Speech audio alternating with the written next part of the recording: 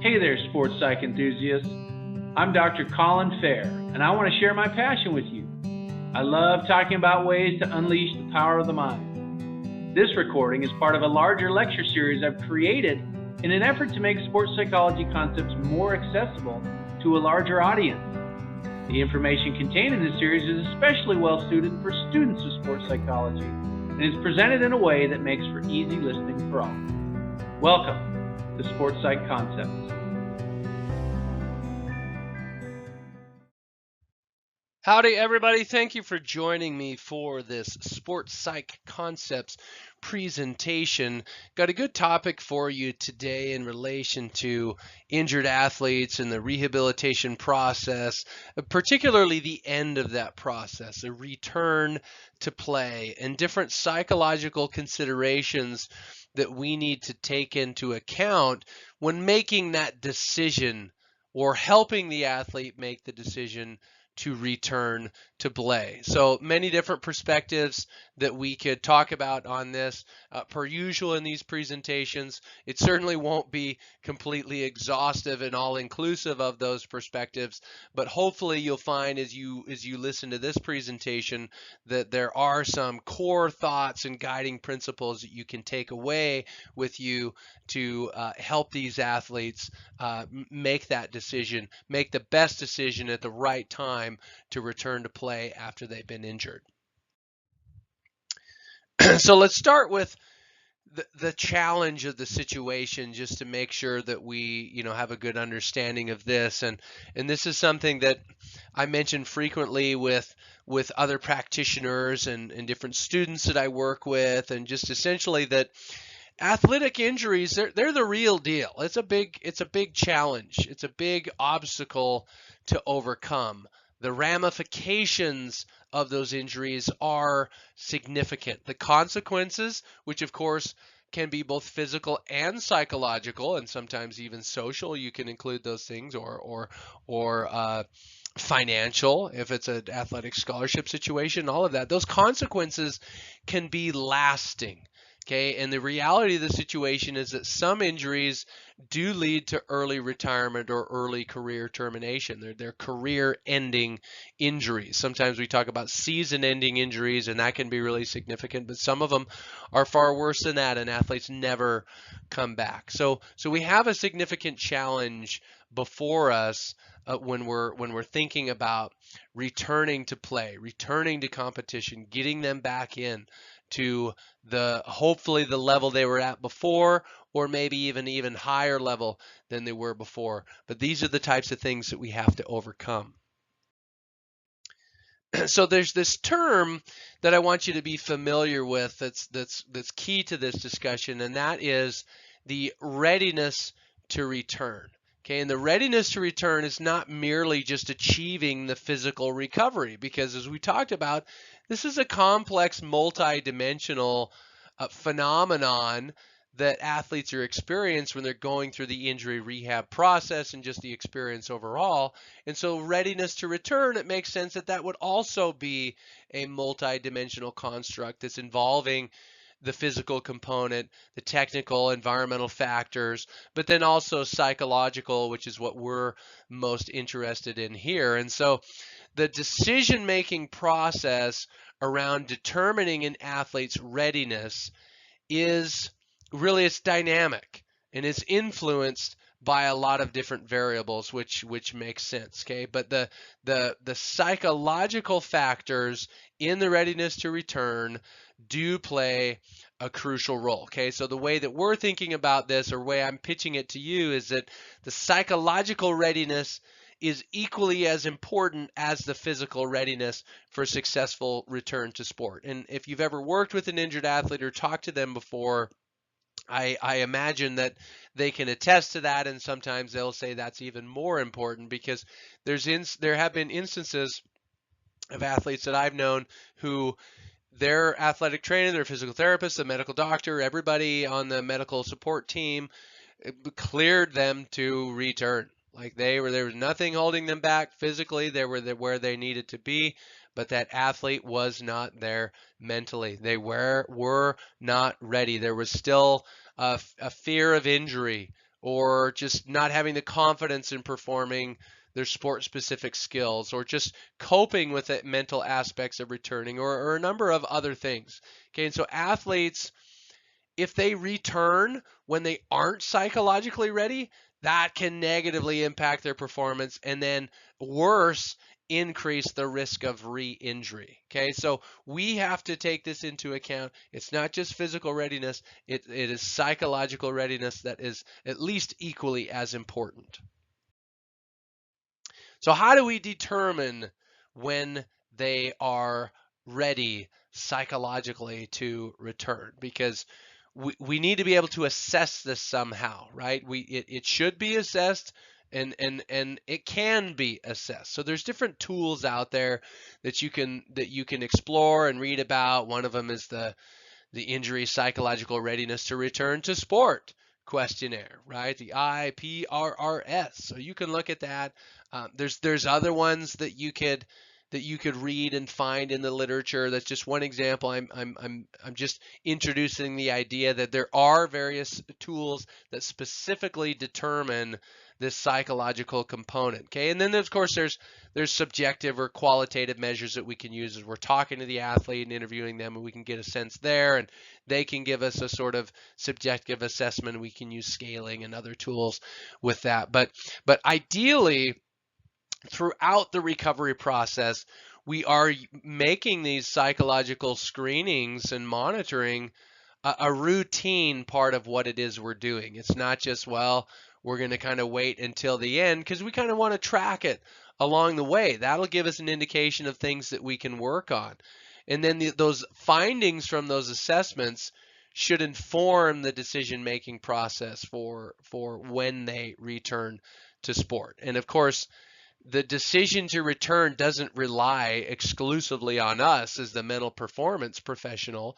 It should be this collaborative, multidisciplinary team that has the medical staff and the coaches and the athlete, and then we're involved there. And it's very important that our voice is heard, for sure, from the psychological perspective, that we're representing that for the athlete, because sometimes that isn't always there. But obviously it's a collaborative process, as I said. So it's shared decision making. We don't have the exclusive say ourselves, certainly not. The athlete is kind of a key component, but we want to make sure that all perspectives are considered, and that the athlete feels empowered, and that they feel confident in the decision themselves, which means that we've got to have open communication. We're proactively collaborating. All of those things are essential throughout this process and how we're determining their readiness to return. So then what about career-ending injuries? We should certainly consider that, because we're talking about, well, how do we get them back out there? But what about instances where they're not going to get back out there? And, injury, it's a significant factor contributing to involuntary retirement from sport, right? And also voluntary, where people are actually making the choice. Maybe they could come back, they could keep trying, they could keep working it, but there's examples of athletes that they've just done that. They've kind of been hurt for years, and they have these migrating injuries that seem to be moving around their body, and they keep fighting, and they get back, and then they get hurt again, and so they could actually come back, but they make the voluntary decision. So it's not just those traumatic injuries that knock them out and dislocate a joint or something that's unrecoverable.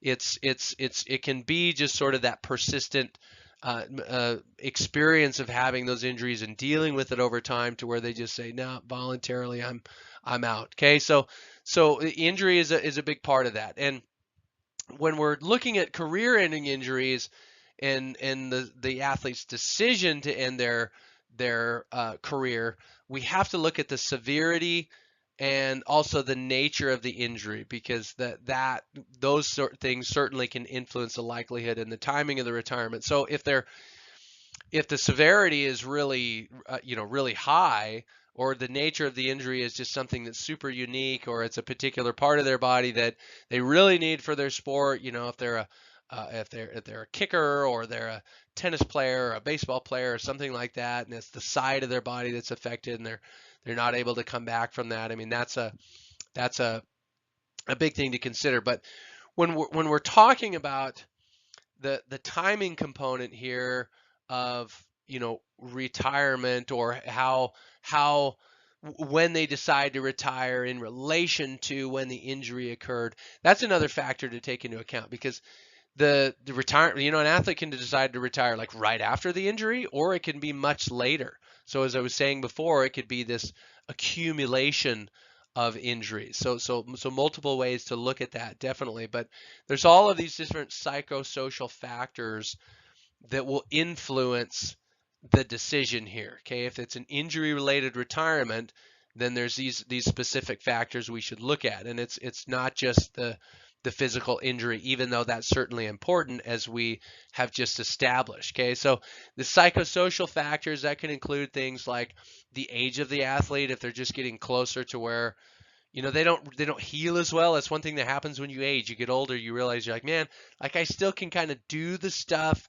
that I did before to the same level, but it takes me longer to recover. So then how does that factor into, now I have this injury and I'm kind of close to the end of my career anyways, but now this might be like, maybe I could recover, but it's going to take longer, and then I get back, and just, is it worth going through the process?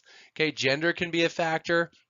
And in just like the how sport is viewed, and the importance of the individual, just individual makeup there, the sport level that they're at, right? Because you can look at it from youth sport all the way up to professional sport, and how important it is. So if it's an athlete's livelihood, I mean, you see this in professional sports, where there's some amazing comeback stories of athletes where they come back at the professional level and perform really well. Some of them come back and they never perform to the level that they were before, but they do come back, and then they're functional and they can perform at a high level. And some of that may be because, well, it's the level of sport they're at. It's their livelihood. They're pros. That's what they do. That's what they're living. If they don't have that, what are they going to do? And they also have access to great teams of practitioners, medical, both psychological, that can help them work through those things. Okay, but that's definitely something to consider. And then, what are their coping skills? Do they have support networks? Other social factors, all of that. If they don't feel like they have the social support to work their way back, it's not worth it because of the team that they're on, then that can play into their decision to end. And then, the big one, just to reiterate it, as I know I've talked about this in other places, is the fear of re-injury. Just the concern about our future health is a significant factor. You just get tired of beating yourself up and going through the process.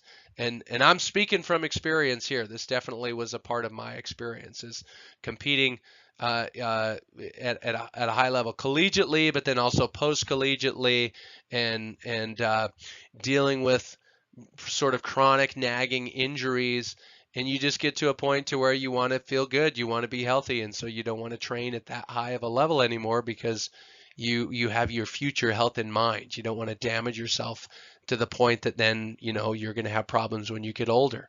So lots of considerations as we've established here, but good things to be aware of, because this can be a significant part of the conversation when an athlete gets injured and we're working with them. It may not just be, oh yeah, routine rehab, couple months, you be back at it. It might be, no, like this could be the end. And so with that train of thought, we have to consider how impactful that is. If an athlete either voluntarily or involuntarily decides to end their career because of an injury, there's a significant impact with that. Okay, and it can have profound psychosocial effects, just like you can imagine, and that we've talked about. I mean, athletes will experience is sadness, extreme sadness, frustration, anxiety. The depression can be very real. There's this loss of their athletic identity, which, depending on how long they've been competing and performing, that identity can really be ingrained. Like, they don't know who they are if they're not an athlete. If that's not what it is, they're like, well, who am I then? They've never established this broader identity of who they are as a person, and then how being an athlete fits into that. It's always been, well, I'm an athlete and this is what it is that I do, and then all of a sudden they're faced with, well, who am I now if I'm not that? Okay, and that's significant. And there can be things like that we don't often think about, the decreased social support from the sporting environment. So this is something, again, I'm speaking a lot from experience today, but when I was an athlete and I no longer had a team, that loss of social support and having the connection, I was like, oh man, I need to like reconnect with the team and have my buddies and have people to work with and train with, and what is that like? And and eventually you learn and you figure out how to transition and overcome those sorts of things, but that's a real concern. And then there can just be the transition to non-sporting life, as to where now I used to spend this inordinate amount of time training and competing and traveling and all the things that go along with that, depending on the level. And now I'm not doing that anymore. And so maybe I'll still train to some level, but it's not to compete, and I'm not traveling, and it's just the reasons are different for that, and there can be a difficulty transitioning to that. It's just who, and it's part of that identity thing. Is who am I now? Okay, so very, very impactful things that athletes go through when they end their career. And this is true of whether it's an injury related to injury or otherwise. It's an impactful experience. It's a significant deal. So then the last thing is, how do we support athletes as they go through this, right? And I talked at the beginning more about psychological readiness and that return to sport, and then we've shifted and discussed how what do we need to think about as for athletes that are ending their career and for reasons related to injury. And so for those athletes, how do we support them through that transition? Because we want to provide comprehensive support so they can navigate, well, the injury itself, but then also the potential retirement or actual retirement. And so that support, of course, should include psychological interventions, assistance with identity transition. That's a really big thing. This is one of those things that I actually work with athletes at the very beginning. The very first meeting with athletes, I'll have conversations where I bring this up. And who are you, as a person, not as an athlete. Like, who are you? How does being an athlete fits into that? I try to get them to start thinking about those things. But many athletes don't think about that until the end. And so mental performance practitioners can help them with that transition and explore future career or educational pathways, things that they could do, maybe ways that they could leverage their experience as athletes and performers, and in ways that they could come up with that. And so as I mentioned, the earlier that we can prepare or help athletes plan for retirement, the better. So ideally, this should happen throughout an athlete's career, because then we can help mitigate some of those negative impacts. Okay, so we're integrating this into the journey from, because it can be, what we don't want it to just be from injury to return or injury to retirement, and then they're facing these things for the first time. We want to build it in there, because the athlete's experience with injury, as we've established, it's complex. It can lead down different paths, where maybe they have that successful return, or one is not successful and they end up retiring.